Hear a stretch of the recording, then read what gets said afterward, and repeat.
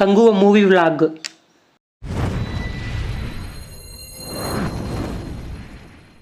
కంగువ మూవీకి వెళ్తున్నాను. మా ఊరు నుంచి బస్ స్టాప్ దగ్గరికి అయితే వెళ్తున్నాను. వెళ్ళిన తర్వాత బస్ అయితే వచ్చేసింది. ఈ బస్సు పొద్దుటూరు నుంచి కడపకు వెళ్తుంది. బస్ ఎక్కిన తర్వాత నేను ఒక 30 రూపీస్ ఇచ్చి టికెట్ అయితే తీసుకున్నాను. మా ఊరు నుంచి కడపకు వెళ్ళాలంటే 30 రూపీస్ అయితే తీసుకుంటారు. మా ఫ్రెండ్ ఆనకన్నపల్లి సర్కిల్ దిగు, నేను వస్తాను, నేను ఎక్కించుకొని వెళ్తానని వచ్చాడు. వచ్చిన తర్వాత మేము ఈ బైక్ లోనే థియేటర్ దగ్గరికి అయితే వెళ్ళాము. ఫైనల్లీ థియేటర్ దగ్గరికి అయితే వచ్చాము. వచ్చేసిన తర్వాత అక్కడ బైక్ పార్క్ చేసి అతనికి 10 రూపీస్ అయితే పే చేశాము. థియేటర్ లోకి ఎంటర్ అయ్యాక అక్కడైతే వాళ్ళు 3D గ్లాస్ అయితే ఇచ్చేసారు. నేను టికెట్ అయితే బుక్ మై లో బుక్ చేశాను. తర్వాత మా సీట్లలోకి వెళ్ళి కూర్చున్నాము. కూర్చున్న తర్వాత మేము అలా చెక్ చేసుకున్నాము 3D గ్లాస్ పెట్టుకొని. తర్వాత ఫస్ట్ హాఫ్ అయిపోయిన తర్వాత స్నాక్స్ అయితే తీసుకున్నాము. కంగువ మూవీ చూసిన తర్వాత నా ఒపీనియన్ వచ్చేసి స్టార్టింగ్ లో 45 మినిట్స్ వరకు చాలా బోర్ గా ఫీల్ అవుతారు. తర్వాత అయితే బాగుంటుంది. డిఎస్పీ సాంగ్స్ అండ్ బీజిఎం అయితే నెక్స్ట్ లెవెల్ లో ఉంది. ఫైర్ సాంగ్స్ అయితే ఖచ్చితంగా మీకు థియేటర్ లో గూస్ బంప్స్ అయితే వస్తాయి. ఇంటర్వెల్ సీన్ అయితే ఓకే అనిపించింది. ఓవరాల్ గా ఫస్ట్ హాఫ్ అయితే యావరేజ్ మూవీ. సెకండ్ హాఫ్ లో అయితే స్టార్టింగ్ కొంచెం బోర్ ఫీలింగ్ గా అనిపిస్తుంది. తర్వాత ఒక యాక్షన్ సీక్వెన్స్ అయితే ఉంది.